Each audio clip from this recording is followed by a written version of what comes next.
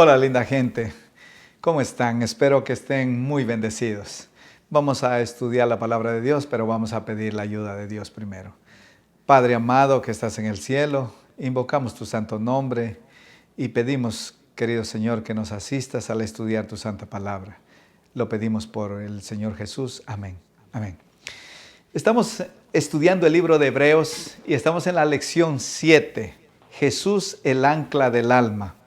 El apóstol, mientras está disertando acerca del sacerdocio de Cristo en el capítulo 5 al 7, él hace un paréntesis en el capítulo 5, versículo 11 hasta el capítulo 6, 20, donde inserta una advertencia y una exhortación de ánimo. Es interesante por qué lo hace. Vamos a estudiar esta parte. Habían gustado de la buena palabra y más los cristianos hebreos a quienes escribió esta carta, exhortación. Y Hebreos 6, 4 al 5 dice: porque es imposible que los que una vez fueron iluminados y gustaron del don celestial y fueron hechos partícipe del Espíritu Santo y asimismo gustaron de la buena palabra de Dios y de los poderes del siglo venidero. Es imposible. Vamos a ver en otra parte de qué es imposible eso. Pero vamos a concentrarnos. Dice que fueron iluminados. Esa palabra iluminados es interesante porque está en una forma verbal terminada, consumada, acabada. En el idioma original en forma especial. Y claro, aquí dice, fueron ya iluminados. En otras palabras, ellos habían experimentado iluminación.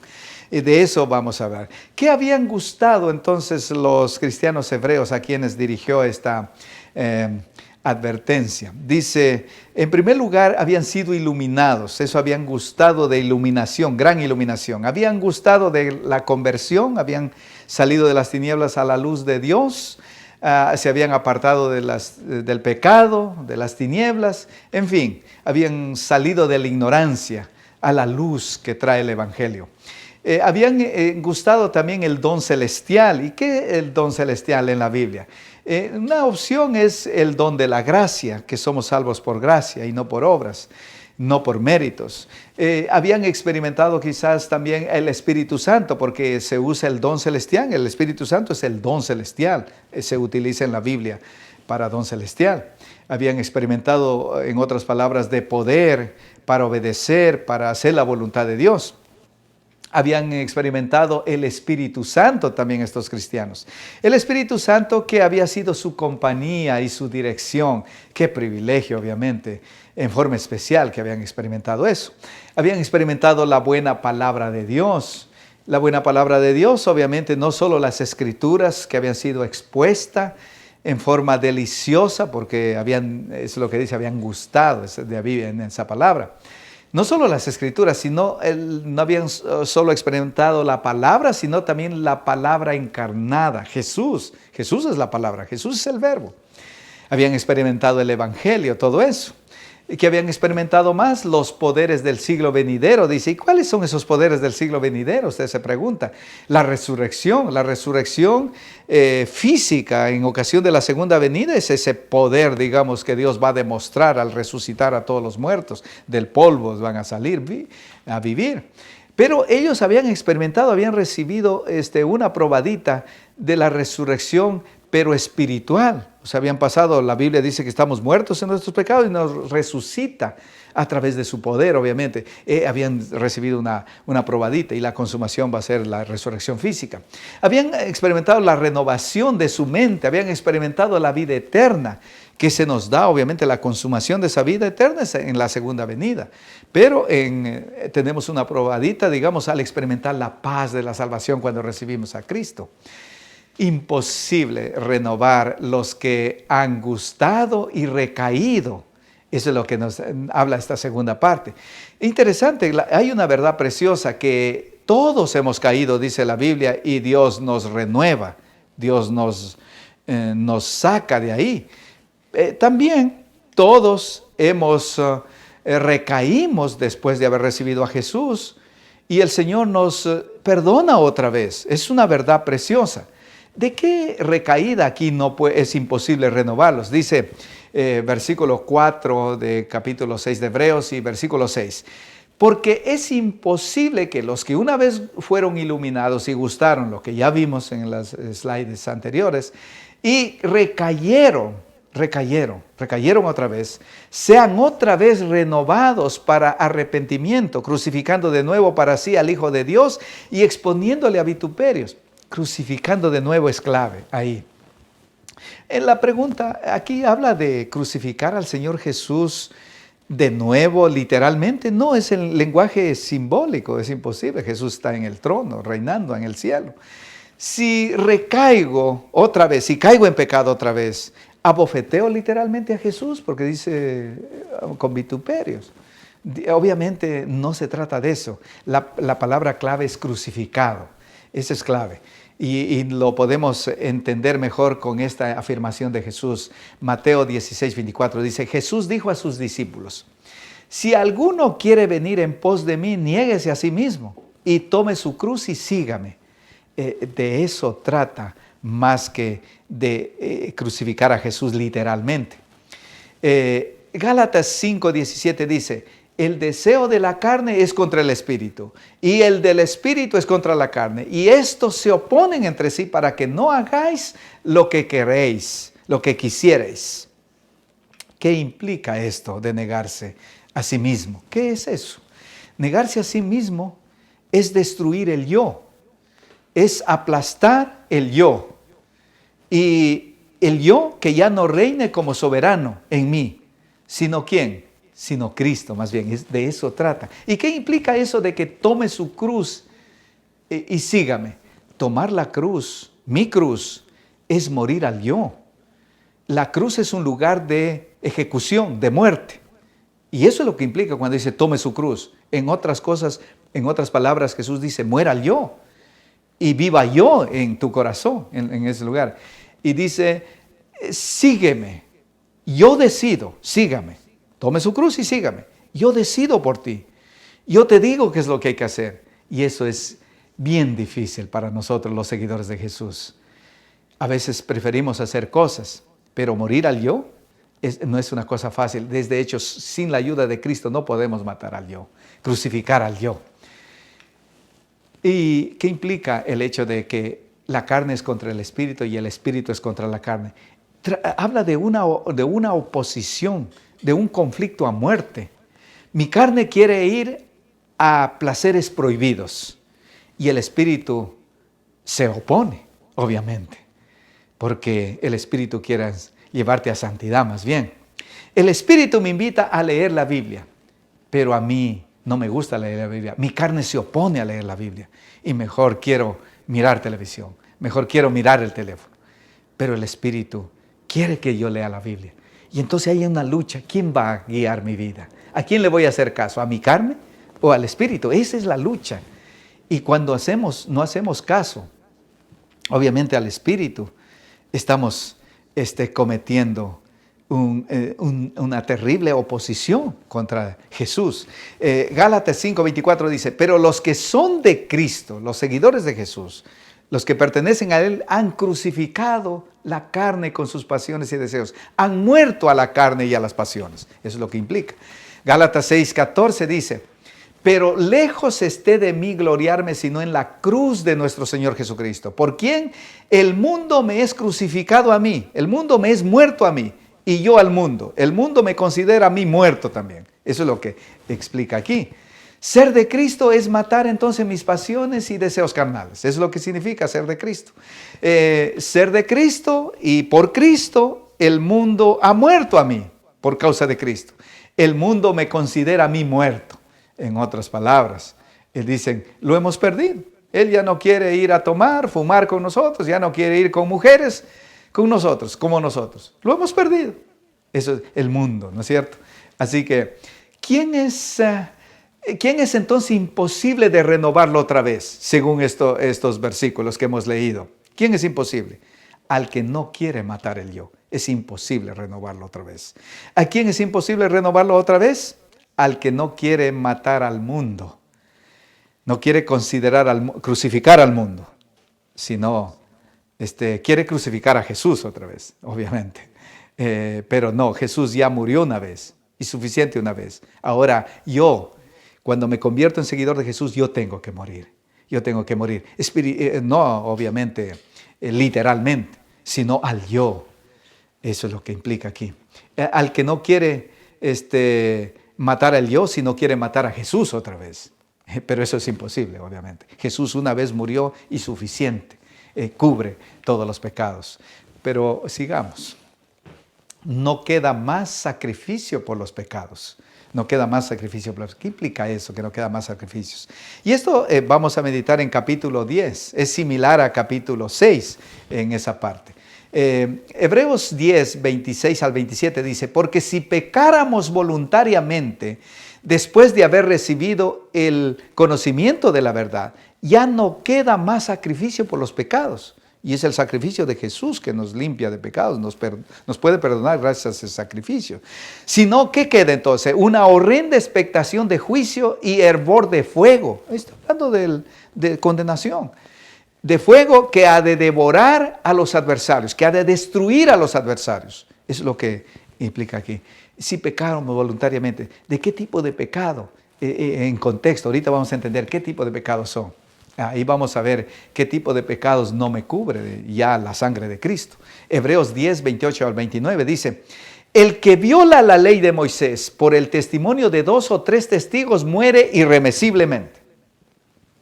La pregunta, ¿cuánto mayor castigo pensáis que merecerá el que pisoteare al Hijo de Dios y tuviere por inmunda la sangre del pacto en la cual fue santificado e hiciere afrenta al Espíritu de gracia?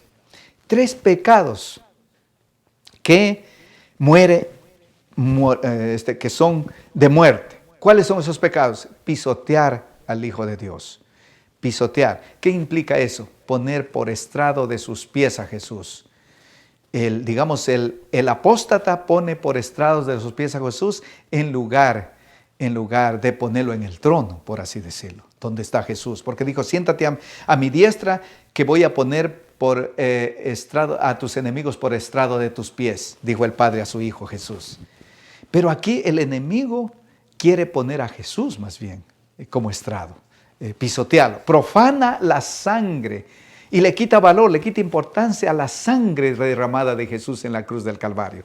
Insulta al Espíritu Santo, es lo que significa, afrenta al Espíritu Santo, de gracia, al Espíritu de gracia. Esos 3 pecados entonces son pecados de muerte, porque hay pecado de muerte, dice en 1 de Juan 5, 16. ¿Cuáles son esos 3 pecados? Pisotear al Hijo de Dios. ¿Qué implica eso?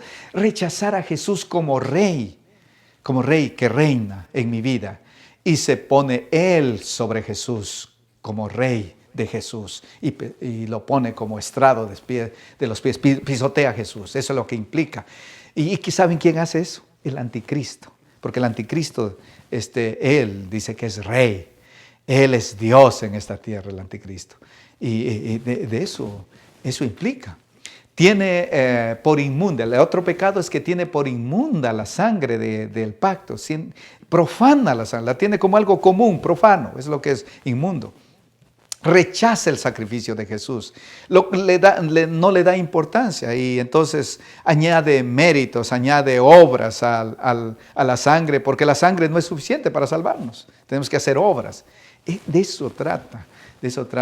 Le quita importancia a la sangre preciosa cuando la Biblia dice que es suficiente para salvar al más vil pecador. No hay pecado que la sangre de Jesús no pueda salvar.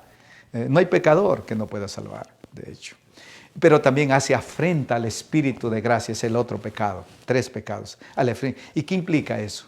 Insulta al Espíritu de gracia, al Espíritu Santo, es lo que es. Y al que insulta al Espíritu Santo, obviamente ha cometido el pecado contra el Espíritu Santo. Ha insultado al Espíritu Santo, que es el que nos convence de pecado, el que nos lleva a Cristo como el Salvador y que nos lleva a la cruz y nos postra ante la cruz del Calvario. Imagínense. Entonces, obviamente, ese es el pecado imperdonable. Es el pecado que, digamos que será aquella persona que peque, que pisotea al Hijo de Dios, que tenga por inmunda la sangre, no tiene perdón. Porque, digamos, son los medios para el perdón, son los medios para la salvación. Y entonces, obviamente, son perdidos. Eso es grave, obviamente. Pero si usted, obviamente, le gusta escuchar de Jesús, si usted aprecia a Jesús, si usted aprecia su sangre preciosa, si usted pide al Espíritu Santo que lo guíe, si usted siente el leer las Escrituras, etc., es obra del Espíritu Santo. Cosas mejores y no destrucción es lo que los anima ahora, después de advertirlos, ahora los anima, de que no caigan. Él no desea que caigan obviamente en esos pecados y los anima. Y eso está en los versículos 7 al 12. Dice, porque la tierra que bebe la lluvia, porque la tierra que bebe la lluvia que muchas veces cae sobre ella y produce hierba provechosa a aquellos por los cuales es labrada, recibe bendición de Dios. Pero la que produce espinos y abrojos es reprobada, está próxima a ser maldecida, y su fin es el ser quemada.